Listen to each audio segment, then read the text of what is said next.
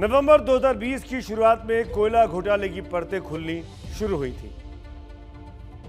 धीरे धीरे कर कोयला घोटाला, जो कि हमारी एक ये एक्सक्लूसिव रिपोर्ट आपके सामने हम लेकर आ रहे हैं, ये वो एक्सक्लूसिव रिपोर्ट है जो आपको जरूर देखनी चाहिए, जिससे साफ होगा कि बंगाल के चुनावों में ये कोयला घोटाला कितना ज्यादा महत्वपूर्ण हो जाता है। धीरे धीरे 20,000 करोड़ के इस घोटाले का सच अब सामने आ रहा है। कुछ तस्वीर हम आपके सामने रखना चाहते हैं। हमने अपने रिपोर्टर ज्ञानेंद्र तिवारी को कोयला के उस इलाके में भेजा, कोयला के इस पूरे खेल को समझने के लिए, जहां से इस पूरे मामले का जनक हुआ। कौन है वो लाला? क्यों बंगाल के चुनावों में इस लाला को लेकर इतनी ज्यादा राजनीति हो रही है? अब हम रुक करते हैं अपने एक्सक्लूसिव पड़ताल वाली खबर की ओर, उस खबर की ओर जिसने बंगाल में चुनाव का पारा गर्म कर रखा है। कोयला घोटाले की, जिसके मास्टरमाइंड अनूप मांझी उर्फ लाला की चर्चा गृह मंत्री अमित शाह तक कर चुके हैं, और जिस कोयले में लगी घोटाले की आग की आंच मुख्यमंत्री ममता बनर्जी के परिवार तक पहुंच रही है। हम आपको लाला के गांव तक ले चलेंगे, एक्सक्लूसिव स्टोरी दिखाएंगे, लेकिन पहले जान लीजिए कि यह कितना बड़ा कोयला घोटाला है। कोयला घोटाले से जुड़ी रकम 20,000 करोड़ की है। एक नहीं, कई राज्यों में फैला है। पश्चिम बंगाल, बिहार, झारखंड और उत्तर प्रदेश से घोटाले के तार सीधे तौर पर जुड़े हैं। करीब 50,000 लोग इस मास्टरमाइंड अनूप मांझी यानी लाला के लिए काम करते थे। करीब 2 दर्जन कोयला कंपनियां और फैक्ट्रियां लाला के नाम पर हैं। अब इसमें जो संपत्तियां कुर्क होंगी, उसकी कीमत, जिसका अनुमान करीब 1,000 करोड़ के आसपास है। इस पैसे से जमीन, फ्लैट, होटल, मॉल और रिजॉर्ट खरीदे गए हैं। 15 साल से नेताओं, अधिकारियों और पुलिसकर्मियों की मिलीभगत से लाला इस घोटाले को अंजाम दे रहा था। तो फिर आपको हम लिए चलते हैं लाला के गांव में, जहां से उसका खौफ ऐसा है कि परिंदा भी पर नहीं मार सकता। लेकिन हमारे रिपोर्टर ज्ञानेंद्र तिवारी ने जान की बाजी लगाकर गांव में जाकर सच्चाई की तहकीकात की है।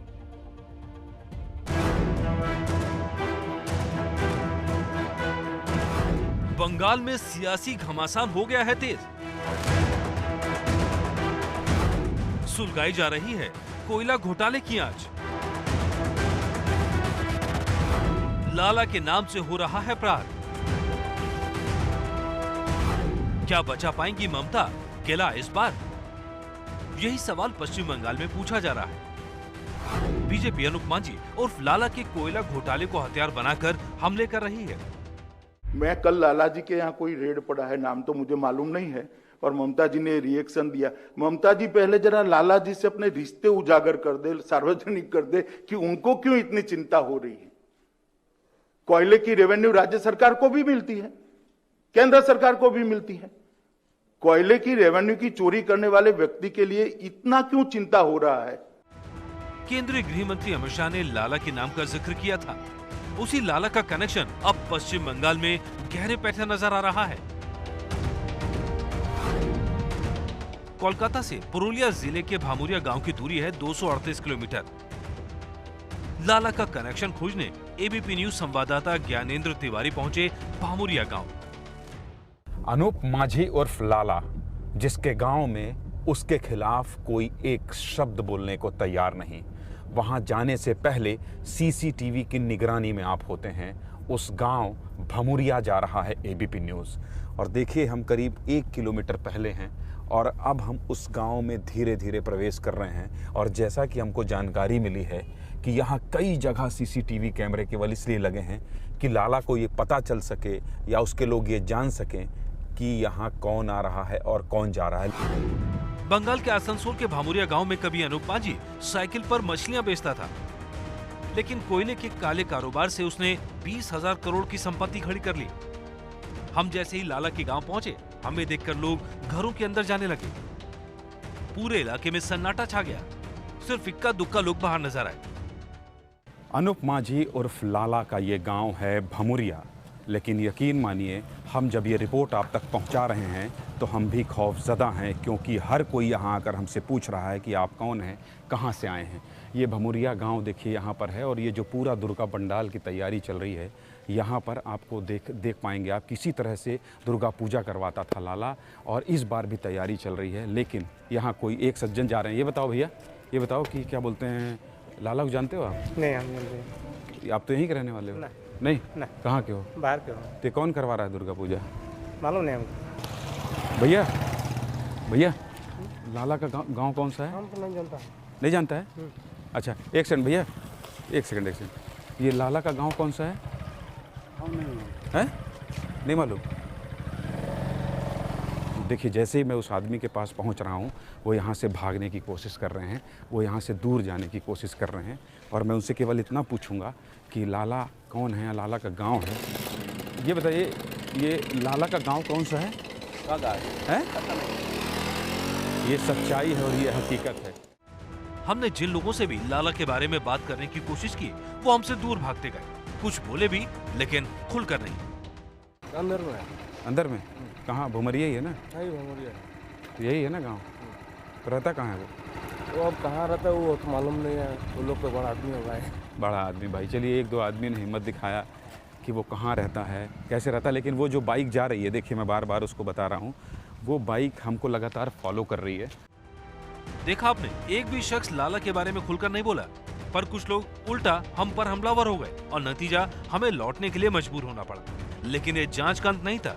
हमने ये भी जानने की कोशिश की कि कोयला घोटाला क्या था और कैसे कोयला घोटाले को अंजाम दिया जाता था। दरअसल नवंबर 2020 की शुरुआत में कोयला घोटाले की परतें खुलनी शुरू हुई और धीरे धीरे सामने आया 20,000 करोड़ के काले घोटाले का ये सच।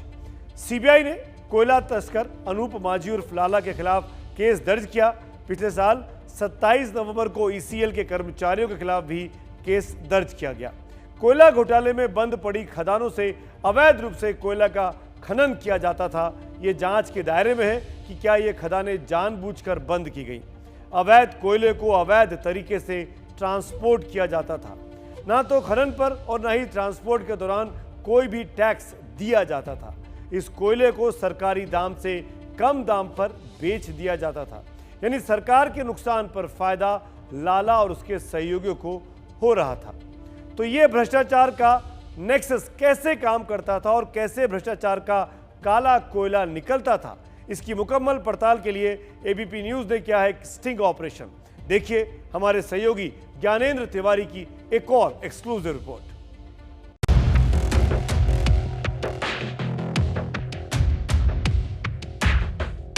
बंगाल के आसनसोल में कैमरे के सामने कोई भी लाला के ठिकानों के बारे में कुछ कहने को तैयार नहीं था, इसलिए हमने खुद को कोयला खरीदार बताया। इसके बाद हमें पहुंचा दिया गया आसनसोल से करीब 20 किलोमीटर दूर लाला की सेटिंग जानने वाले एक एजेंट के पास, जो दिखाने के लिए ढाबा भी चलाता था। ये कौन सा जिला है? ये बर्धमान, ये डिस्ट्रिक्ट आपका बर्धमान पड़ेगा। बंगाल का? हाँ जी। अच्छा, तो यहाँ से कितनी दूर है जहाँ आप कोयला बोल रहे हैं दिलवा देंगे? ये तो 6 किलोमीटर आगे है। ये जितना चिमनी भट्टा चल रहा है, बड़ा बड़ा जो पाइप वाला दिख रहा है, हाँ। वो टोटल सब अवैध कोयला लेता है। तो अवैध देता कौन है? अरे देने वाला साइकिल वाला है। साइकिल वाला को जितना साइकिल वाला है सब पुलिस सेटिंग है। हाँ।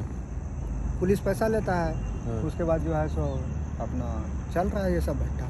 तो और क्या बोलते हैं, ये जो आप कौन सा जगह का नाम बताए हो अभी? तेंदुआ साइड में। तो तेंदुआ में बड़ा मायने है।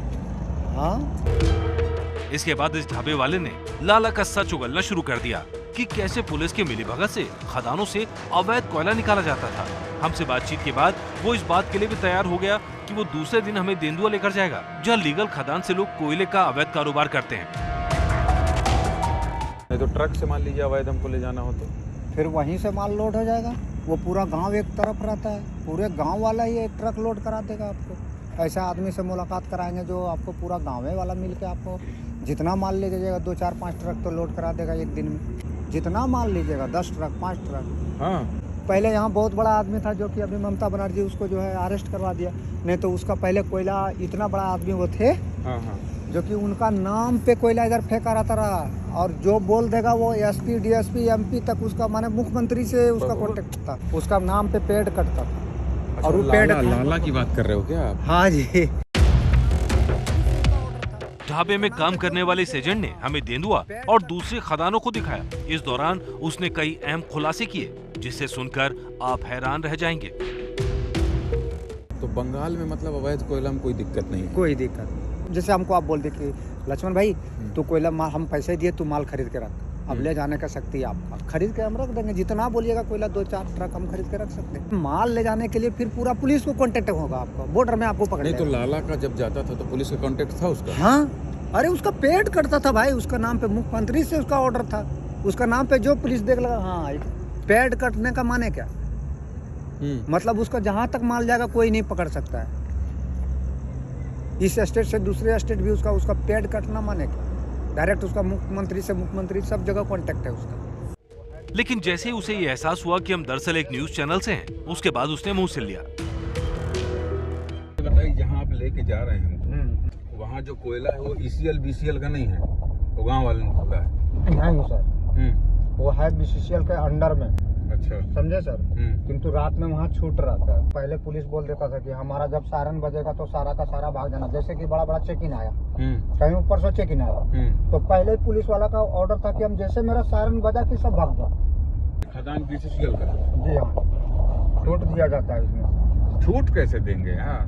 कुछ सेटिंग है भाई, ऊपर से नीचे तक सेटिंग है, छूट कैसे देंगे? तो छूट मतलब जाओ निकाल लो, ले जाओ। 2 घंटा तक, 2 घंटा टाइम दिया जाता है। 2 घंटा तक 100-150 आदमी घुसा उसके अंदर। रात में जैसे मेला रहता है उस तरह का मेला रहता है, सब अपना अपना गैंती सब कुदारा बेलचा लेकर गया, सब अपना अपना निकाला। हाँ, फिर रात को 12 बजे 11 बजे से शुरू होता है, 2 बजे रात तक रहता है छूट। 2 बजे के बाद पुलिस का सायरन बजेगा, सब अपना अपना भागेगा निकल के। कहीं बड़ा चेक इन आए तो पहले खबर पता चल जाता है कि भाई आज चेक इन आने वाला, भाग जाओ। हमारी जांच में सामने आया कि कोयला निकालने के लिए एक समानांतर नेटवर्क खड़ा था। कोयला बेचने के लिए भी नेटवर्क तैयार था, जिसमें एजेंटों को बाकायदा पेमेंट की जाती थी। यानी कोयले के काले खेल में हर किसी का हिस्सा है।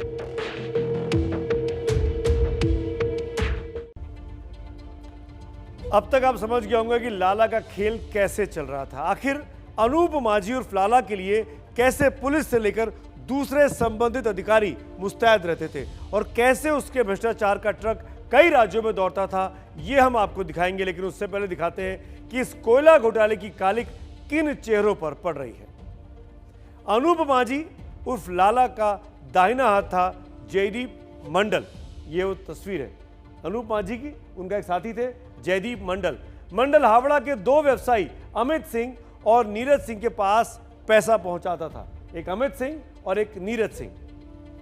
और इसके बाद बारी आती है व्यापारी रणधीर बरनवाल की, जिनके ऊपर ईडी की रेड भी पड़ी है। आप जानते हैं ये पूरा नेक्सस है। सीबीआई के सूत्रों का दावा है कि उनके हाथों से होते हुए ये रुपए पहुंच जाते थे अभिषेक बनर्जी के करीबी नेता विनय मिश्रा के। विनय मिश्रा तृणमूल कांग्रेस के पदाधिकारी भी हैं।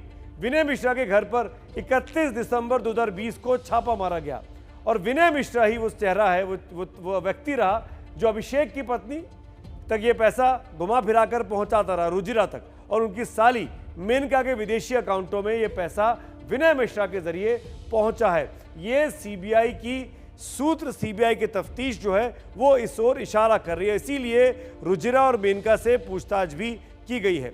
और ये सब खुलासा तब हुआ जब लाला के 9 ट्रक पुलिस के हत्थे चढ़ गए।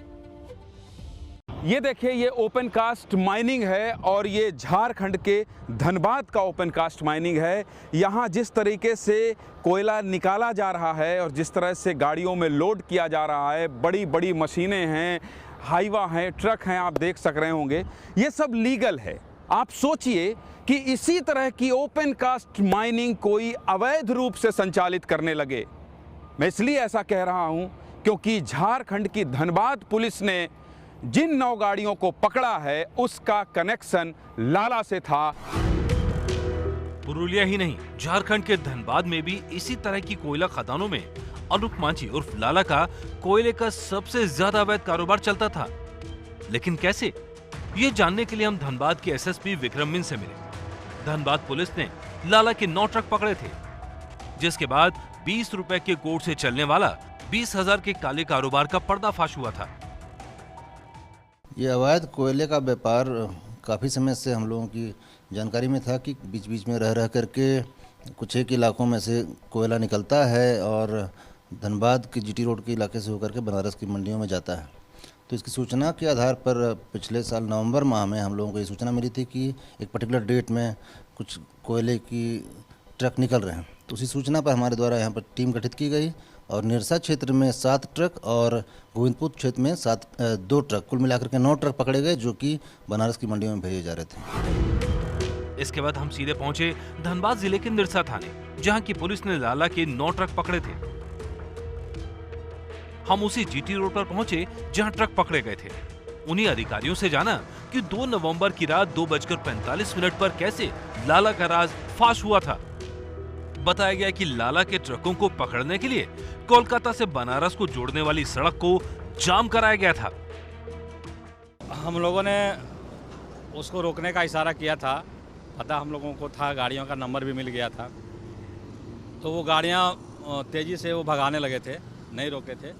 तो हम लोग अब आप कह रहे हैं कि आपके रोकने के बाद भी गाड़ियों को नहीं रोक रहे थे वो? नहीं रोक रहे थे। फिर क्या किया आप लोगों ने? तो हम लोग ओवरटेक करके आगे जाके हम लोगों ने कुछ आगे जाके ओवरटेक किए थे। इसी सड़क में, जिस सड़क की आप बात कर रहे हैं, ये क्या किधर, जरा इशारा करके बताइए जो मैं दिखा सकूं। गोविंदपुर तरफ जा रहे थे, तो गाड़ियाँ भी हम लोग ओवरटेक कर रहे थे, तो ऐसा लग रहा था कि एक्सीडेंट हो जाएगा। वो ऐसे करना चाह भी रहा था गाड़ियाँ, तो हम लोग ओवरटेक करके उसको गाड़ियों को जाम कर दिए। आगे कुछ जाके गाड़ियों को रोक करके उसको जाम कर दिए और फिर अच्छा, मतलब आप लोगों ने सुनियोजित तरीके से जाम लगा दिया सड़क पर? लगा दिए थे। तो फिर सारी गाड़ियां रुक गई। उसमें से हम लोगों ने सारा गाड़ियां को चेक किया था और पीछे ना लौटे, इसलिए हमने पीछा जो मेरा थाना है, मैथन है, गल्फरबाड़ी है, उधर मैंने टोल प्लाजा की तरफ जाम कर दिया था ताकि पीछे भी नहीं भाग सके। इसी हाईवे पर ट्रकों को रोकना यानी जान जोखिम में डालना, क्योंकि ट्रक चालक अक्सर रुकते नहीं और कई बार तो पुलिस कर्मियों पर ट्रक चढ़ाकर फरार हो जाते हैं। रात के अंधेरे में कैसे पार होते थे ट्रक, ये समझने के लिए एबीपी न्यूज संवाददाता ज्ञानेंद्र तिवारी ने व्यस्त जीटी रोड पर ट्रक से सफर किया। करीब 40 ट्रकों को रोकने का प्रयास किया धनबाद पुलिस ने, लेकिन ट्रक वाले रात को पुलिस का टॉर्च देखते ही ट्रक को आगे बढ़ा देते हैं। और कितना मुश्किल है जीटी रोड में ट्रकों को रोकना, ये समझाने के लिए मैं एक ट्रक में ही सवार होकर चलता हूं। धनबाद पुलिस की मदद से आखिरकार एक ट्रक रुका और फिर देखिए, मैं आपको बता सकूं कि कितनी ऊंचाइयों में और कहां जाकर आपको मैं ये दिखाऊंगा कि कैसे यहां ट्रक जो है वो इस जीटी रोड से निकलकर जाता है कोयले का अवैध परिवहन लेकर। ट्रक के ऊपर से हम आपको केवल ये दिखाना चाह रहे हैं कि लाला के ट्रक जिस सड़क से सालों से गुजर रहे थे वो कोई आम सड़क नहीं है। यहाँ से दिन भर में हजारों गाड़ियां पार होती हैं।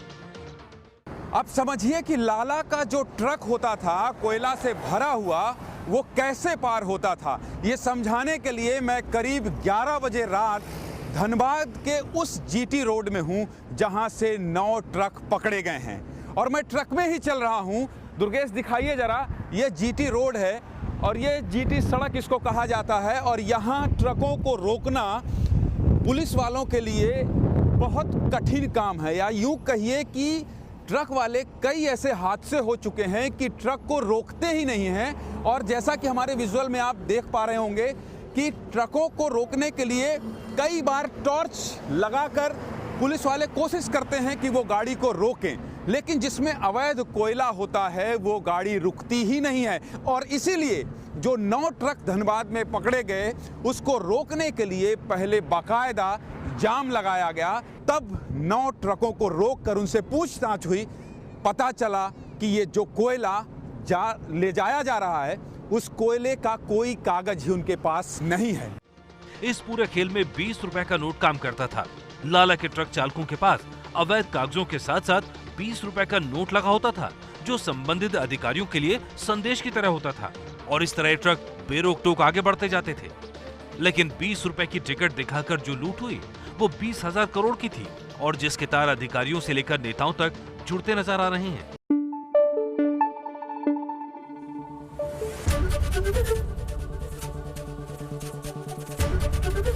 एबीपी न्यूज आपको रखे आगे।